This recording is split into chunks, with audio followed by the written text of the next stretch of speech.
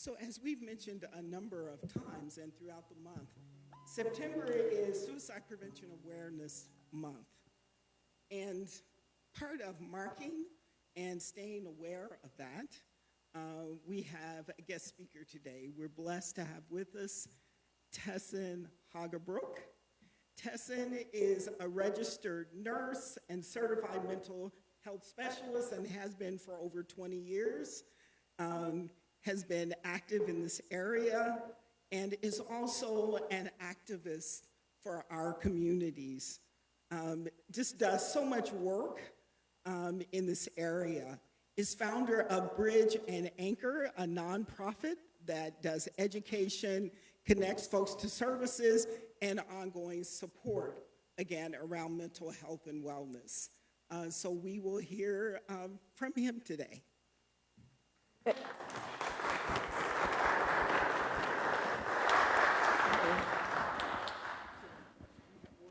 Well, I do, so thank you. I also wanted to add that Tessin is a friend of this community, very engaged in the Pride activities.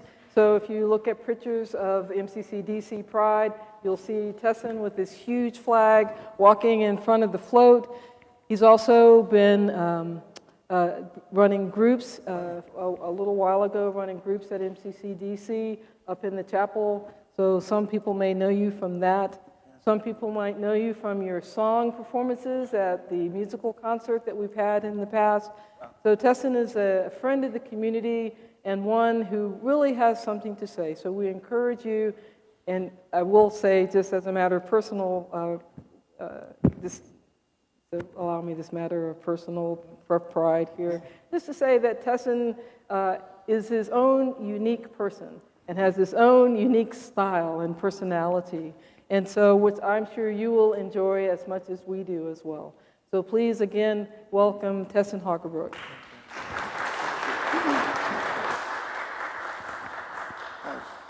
So, good morning, everybody. I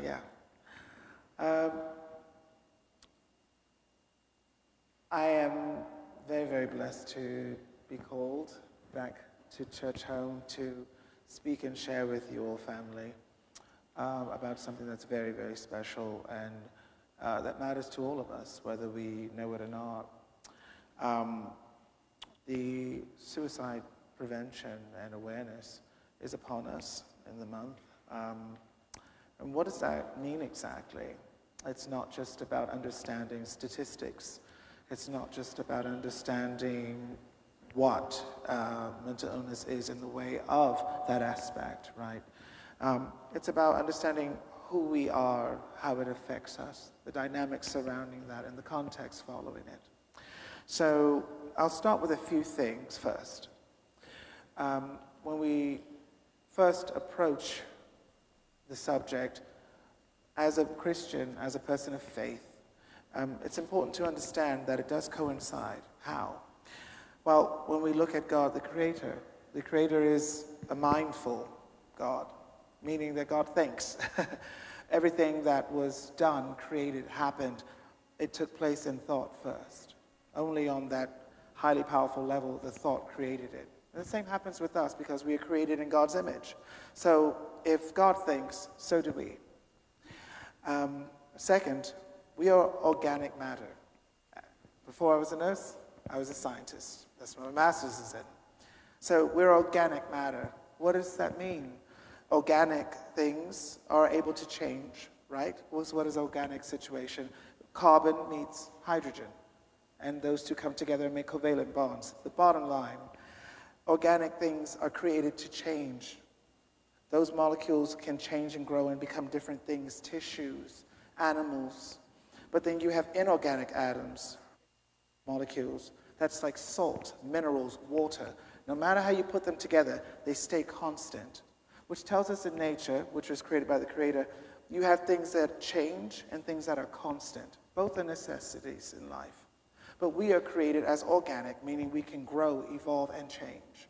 And things that can change sometimes can change for the better, and then there are things that can happen that causes things to change sometimes that are not so good. That is a part of our makeup. And when we understand that, it helps us move and navigate the journey of mental illness better.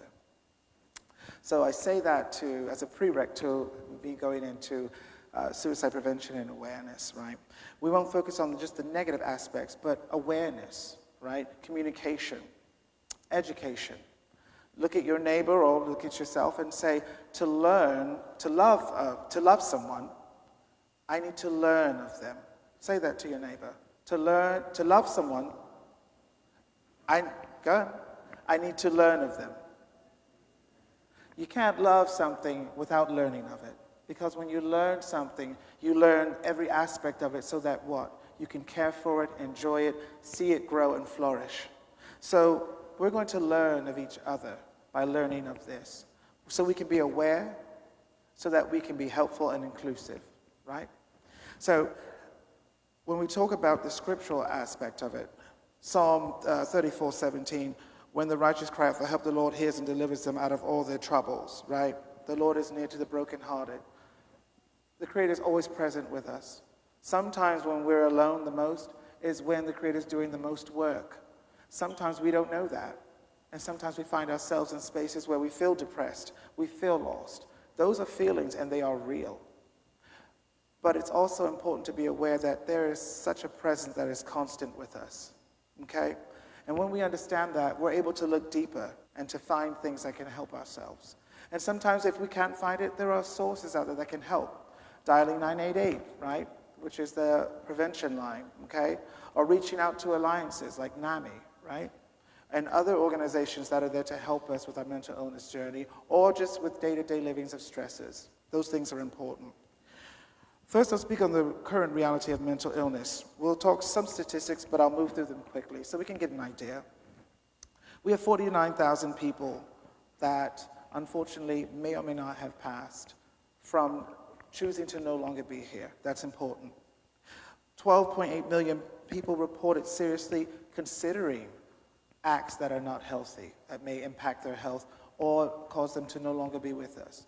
12.8 million. That's important. How many people do you walk by in the streets? How many people do you work with? How many people in your family? How many people may or may not be in your church? We don't know what each other are going through, but we simply see each other's faces every Sunday. Remember, church is a place that is a home, and we call each other family because we are connected through our concentrated understanding of who we acknowledge as a higher power. And much like when you go home for Thanksgiving, Christmas, the parents call the children home to be together. When we come to church, it is our Creator calling us home every Sunday. So when we come together, we have to understand how important it is to reverence and understand each other, to learn of each other. Not necessarily be pokey and to be invasive, but rather just to be aware. And that is an important aspect of understanding what happens. What's going on when someone's silent too long? What happens if someone begins to give away things? Are they moving someplace? Or are they just giving away things for no reason? That is awareness. Understanding when someone's silent, when they're normally very communicative. Sometimes there's solitude in silence. Allow a person to be silent, but just be aware and watchful. One of the greatest things we can do is be present with each other. A lot of times when people make decisions that are not healthy, if they leave a letter or if they express something, it'll usually say, no one cared, no one noticed, so no one will probably notice ABC. So be present with each other. It's so important and very powerful. When you see someone and say hello, understand that when we come in here and we sing and we fellowship and we clap our hands, some people are clapping and singing, but on the inside they're crumbling. Sometimes coming to church is the longest ride that they can make. Not because of where they're going, but because of how much it takes to get out of bed. And they're not going to express that because they may not know how to, or they may have dealt with it so long that they're choosing to ignore it. But being aware and being present, even if you don't approach the subject, which I don't advise us to approach each other about certain things, but just being present is very powerful. If someone knows that you're there, if someone feels your presence beside them, it simply makes them feel like they're not alone, which can alter, change, or prevent, or delay certain things that they may be thinking about doing that could be hurtful or harmful to their lives. We need to be aware of each other because we're here for each other. We call ourselves a body. I've never seen the eye tell the foot, you're not useful. I've never seen the hand try to go to the back and hold the spine. Every part of the body is intricate and designed with a purpose, and it's essential. We have to honor each other and honor each other's placement in the body because we need each other. Even the toenail on the human body is significant. You know, without toenails, you can't even balance. Did you know without toenails, the bones underneath them, right? They don't have any protection. You think, well, what's a toenail for? It's a light, thin layer of keratin composed compilations of cells. But it deals with your balance and protects the bones of your feet and helps with coordination. But it's just a thin layer of keratin. Every part is essential. Every part is needed. And when something's in dysfunction, it can throw off the entire unit. So when your brother or your sister or your family in general are hurting, be aware, notice it, so that we can try to direct them to healing. Be aware of it so that you can be present. Even if you can't provide any healing or direction, they know that you're there. It is so powerful. Understanding the biblical aspects to it, to tie it all in, we have to remember our soul hygiene. There are things that we can do to take care of ourselves. Are we listening to ourselves? Are we recognizing our inner landscape when it shifts? What's not same? What's different? How is that affecting me? Am I feeling something? Am I expressing it? What have I said to others? What have they said to me? Be present with yourself first. Like when you're on an airplane, they don't tell you to put the oxygen mask on the person first. They say first put it on yourself. And that's all mental health. It is self-care amplified. Even Christ took care of himself. He knew he had things that he enjoyed doing, right? Not just a carpenter, but he had things that he actually enjoyed doing on the side. Public speaking, reaching out, being present with others. If you're going to take from the example, just look at the humanity sometimes of people and understand how that aspect is applied to mental health. We have to be caring for each other with compassion and activation. What does that mean? Besides being present, make sure that you're listening to each other. Sometimes the person is talking and you're letting things just go by. That's normal human interaction. But we have to listen. Sometimes you may hear a message or you may pick up on something that's a little irregular. And you just take a moment. Are you okay? Would you like to go to dinner? Or maybe before church I can meet you in the back and we could just talk about your week. It makes such a very big difference. We're here for each other. Whether we're a hand, toenail, hair strand, we're all part of the body and we're essential because we were created to be combined. And we must make sure that we're caring for every aspect of us. The other aspect, Romans 8:38, it says, "For I'm convinced that neither death nor life, neither angels nor demons, nor the present nor future, nor any powers will be able to separate us from the love of God that is in Christ Jesus our Lord." What does that mean? It means that simply God is love. And you hear it all the time, but what does that mean? God is love. Every spoken word, literally, in the Bible that directly came from God on those tablets, all talked about love. Thou shalt not steal. If you love someone, will you take from them? Thou shalt not covet, thou shalt love thy neighbor as thyself. If you love your neighbor as yourself, are you going to do them harm? Right? Every commandment is based in love. Thou shalt not take the Lord thy God's name in vain. You're going to show respect and admonish the high if you love, right? So everything about God is love.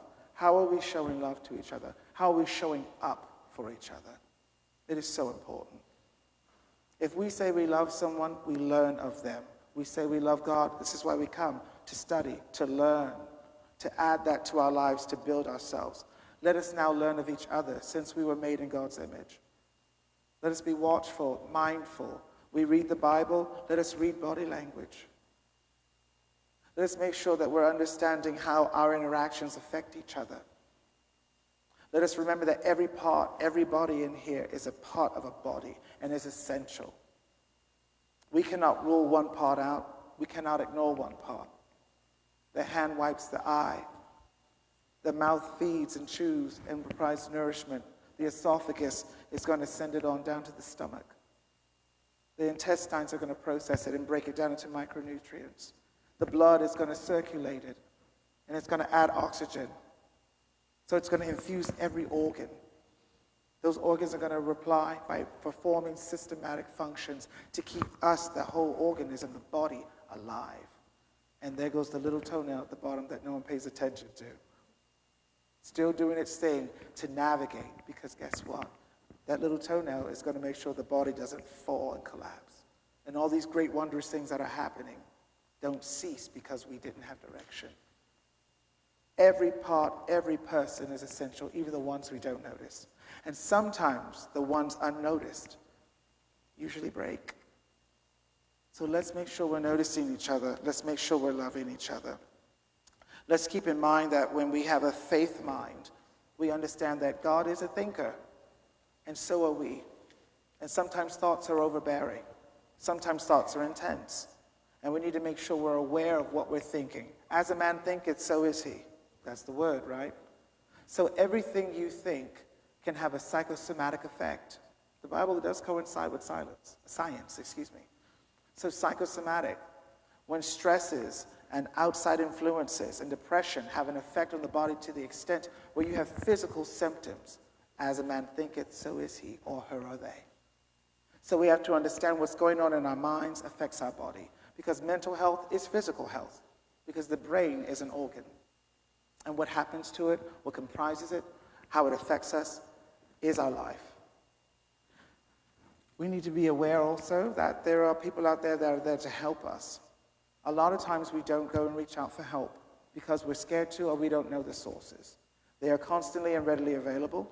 I'm here, Pastor Kathy's here, Dr. Carla, Reverend Dwayne is here. We have other specialists that are here too. We're all here to help. We're all here to listen. Reach out to each other, support each other, love each other. It's very simple, but it's not always so easy. Let's just be aware, and if you have a question and you're not sure how to ask it, reach out to one of us, or go ask ChatGPT. Because ChatGPT will tell you exactly what to say, but I say come to us. But make sure you're being present with each other. Make sure that you're listening to each other. And if you yourself are going through something, reach out to the sources that are available, because your life is just as precious as the next person. And we need you and we want you here. You are needed, you are wanted, you are loved. That's the whole point in your creation. And I hope that you all carry that with you and share that with each other. Everybody take a moment, turn to your neighbor, and if you're not near a neighbor, say it to yourself. Say, neighbor, whatever happened, whatever's happening, I'm here. What happened, what they did, what they didn't do. What happened, what didn't happen, what you're waiting for, what you're tired of. I'm still here, and I'm going to be here. I'm not perfect, but I'm here, and I love you, and I always will. Now, you don't have to hug. You can nod, fist bump, elbow. If they want to hug, do your thing, but respect the boundaries and show love, because somebody needs it. We always need it, okay? There. I'm done preaching. But I want you to remember that. It feels good to be wanted. It feels good to be accepted. One of the biggest things we can do is let each other know that we're there, okay? I love you guys. It's a pleasure to be here today. Carry that with you, okay? So in the aspect, in the understanding of mental health and moving forward in life, sometimes we want to symbolize things.